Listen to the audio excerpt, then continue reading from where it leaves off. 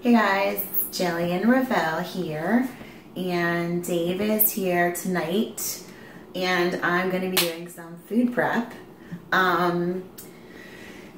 Usually I have to prep my food like once or twice a week. I don't have time to make meals throughout the day because I literally leave the house at 7, sometimes earlier in the morning, and I don't get home till 9 o'clock at night. Just because of my job, I own a business, and then obviously training. So I don't have time to go, make food in the middle of the day. I have to have everything prepped and everything ready to go every morning. So basically during a prep for me, it's really basic, just like everybody else, like chicken, fish, beef, eggs, lots of greens. What do you eat for carbs? Carbs, I have rice and sweet potato or white potato or purple potato.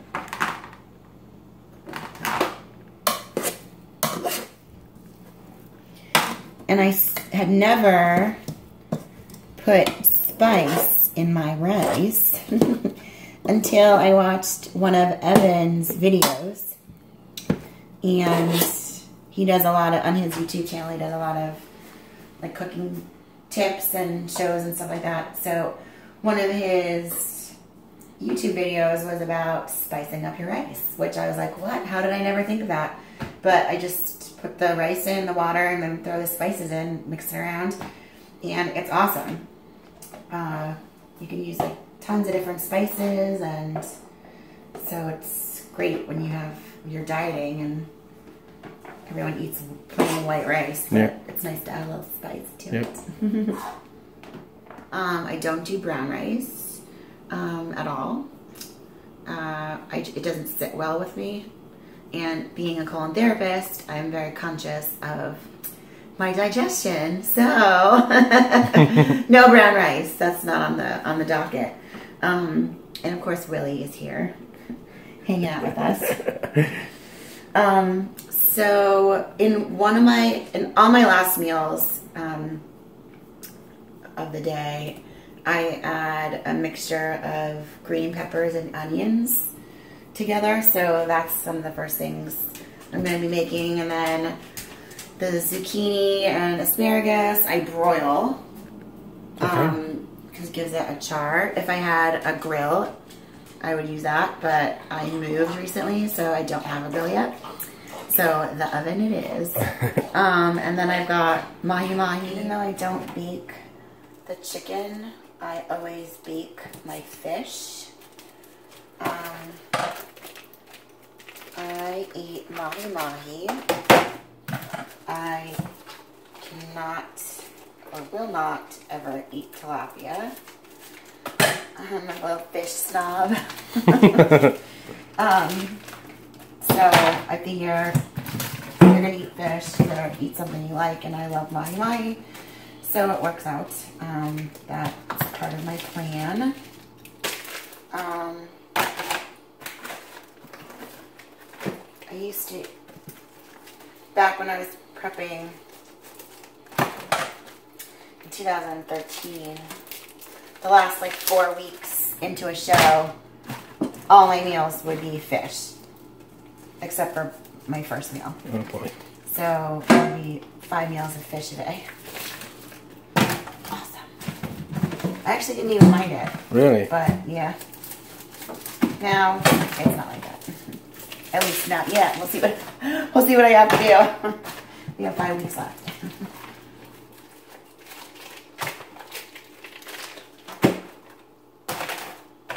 And fish is expensive, so yeah, exactly. I don't know. I'm sure some people would think it's awful, but I buy all my fish at Costco because if I'm going to be eating a lot of fish, I don't have the money to go to the fish market all the time, and I'm not going to go to New York just to go to the down in Chinatown to get cheap fish. Like I'm just not. I don't have the time. At all. So it's Costco. Gotta love Costco. They love me because I'm there all the time.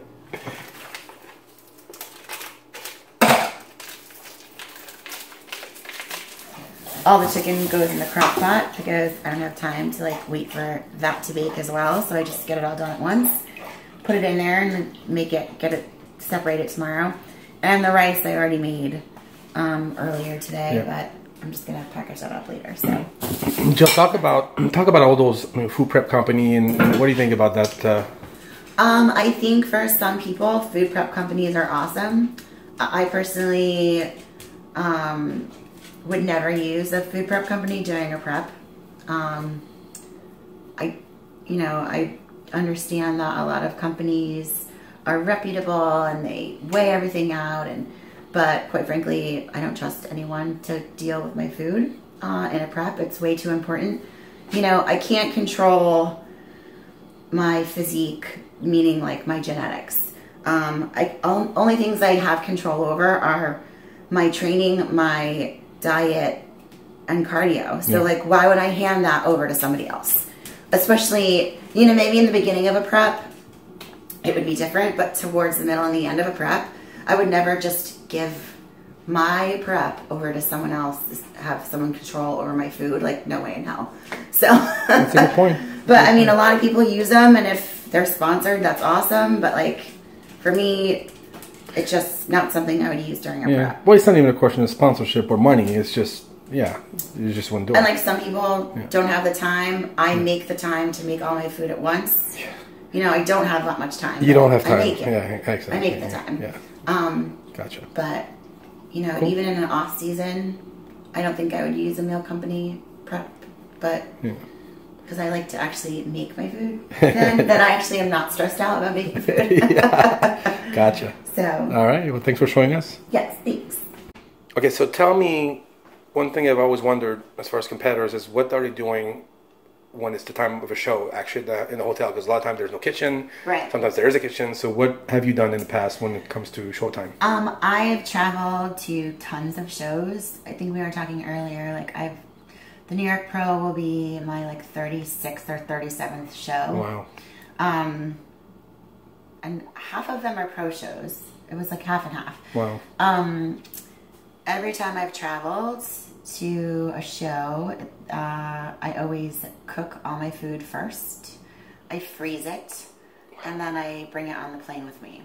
I don't check it because I get scared that it's gonna get lost.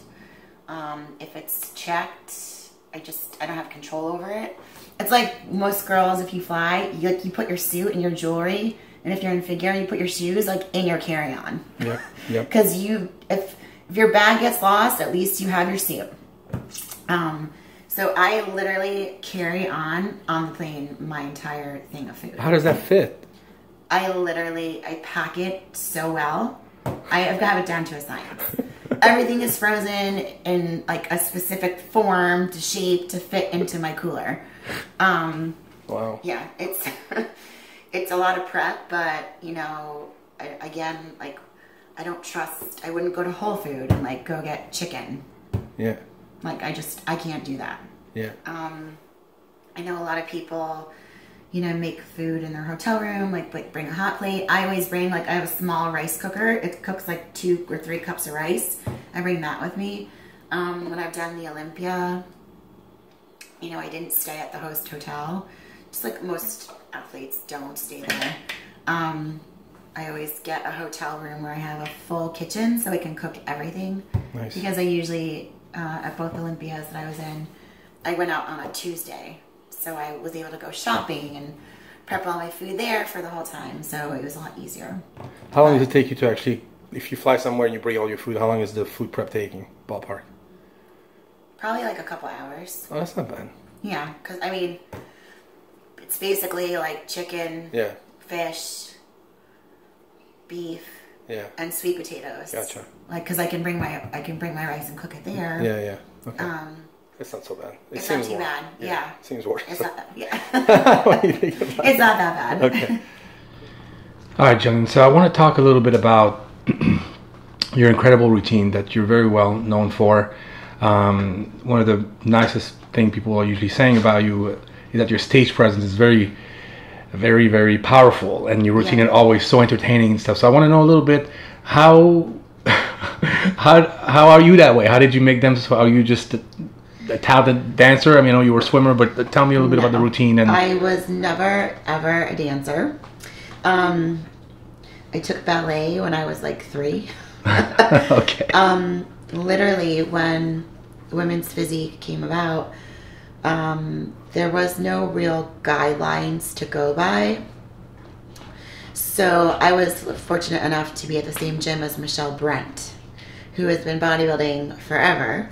And she was bodybuilding back in the day when they kind of were doing a little bit more feminine posing-ish back for bodybuilding. So we kind of also looked at the NABA poses. And Michelle basically compiled my posing. And Michelle did my routines from the beginning all the way, you know, until like a year or so ago. But like for that first women's physique show, Junior USA's in 2011, I had to start practicing at 18 weeks out. Wow. It was not something that came easy to me. Really? Not at all. Like we had to practice over and over and over again. But now, like my last routine that I'm doing for this next show, I'm using Jody Lyons up in Massachusetts, because I really need someone like hands-on that I could see here. And Michelle moved to LA, so I went up to see Jody, and it was like I picked it up so much quicker. But that's after 6 years of posing. So it did not come easy to me. But that's not just the movement, because you can't do the movement repetitively over and over, and eventually you'll get them down because it's practice, But the facial expression and just, I mean, I told you several times I consider you sort of like the Oksana of the women's physique, because it's just so different than everybody else, and just so, I don't know, it gets you. I love performing, and I always pick music that kind of either means something to me or moves you. Moves me. Like I love, rock and like Guns N' Roses and AC/DC, and that music inspires me, or it like gets me going in the gym. So that's why I pick those songs in my routines. Yeah, that's awesome. So are you excited about this coming up routine? I am. It's a really good one. It's definitely a little more fast paced. It's Motley Crue, which I saw Motley Crue on their final, quote unquote, final tour 2 years ago. And as soon as I heard a song, one of their songs, I was like, this is it. I'm using this song in my routine. So going to be using a little Motley Crue this time. Very cool. Well, we're really excited to see you back on stage and owning that stage again, and best of luck in the New York Pro. Thank you. All right, Jillian, this is your last appointment of your busy Monday. Busy Monday.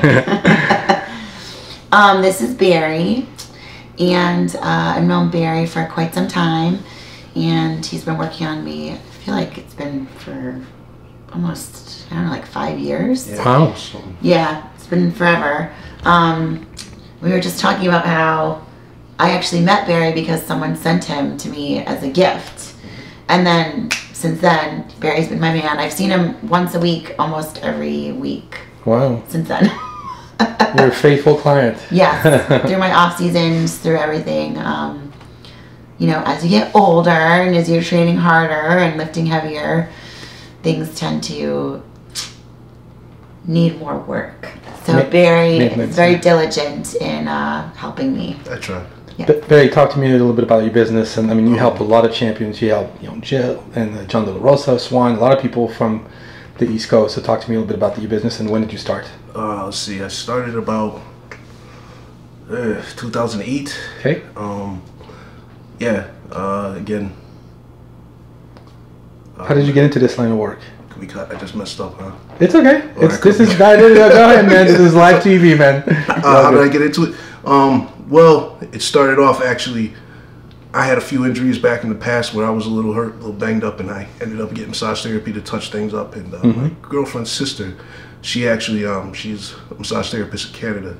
She put me onto a lot of different things about, you know, how the body works and things like that. Got me very interested. Nice. And kind of took off from there. Wow. And then, I mean, how did you end up being the massage therapist of all these champions? You just met one and it kind of just trickled down? Yeah, pretty much. Jill kind of pipelined me into everybody. So she's responsible. It's not my fault. Well, you were telling me off camera that you really enjoy what you're doing. Yes. Tell me a little bit about it and what's so rewarding for you. Well, I mean, for starters, I say this all the time, you know, working with these athletes, it's different. It's not like your everyday person, no offense to everyone, but I've said it before, like working with you guys is like a mechanic working on, you know, high-end cars all the time. Ferraris. Yeah, you know what I mean? Yeah. Everything's very easy with them because everything's really right there in the open. Also, what I enjoy about it most is seeing the results, seeing them feel better when they get up off the table or when they go back into their next session or anything else like that. Like the fact that they keep getting the most out of their workouts without injury makes me happy. That's what I'm looking for. That's great. Talk about the cupping technique, because we saw that during the video, and I was actually, she sent me some picture earlier. I'm like, oh my God, what's all, you know, she said, that's cupping, doesn't hurt. So talk to me a little bit about that and why it's beneficial for the athletes. Well, it's actually kind of trendy. A lot of people have been doing it lately, but obviously it's been around for thousands of years. Cupping, really, it's cleaning the tissue. But there's different ways of doing it also. It also releases a lot of muscle tension within the body, depending also on how you use it. So different techniques and styles get you different results. I see. Yeah, we've seen that a lot lately. But very cool. Barry, thank you so much for talking to us today. It was nice to meet you. I've heard a lot about you for a long time, so I'm glad to meet you today. Yeah, you too. All right. Thanks, you guys. Thanks.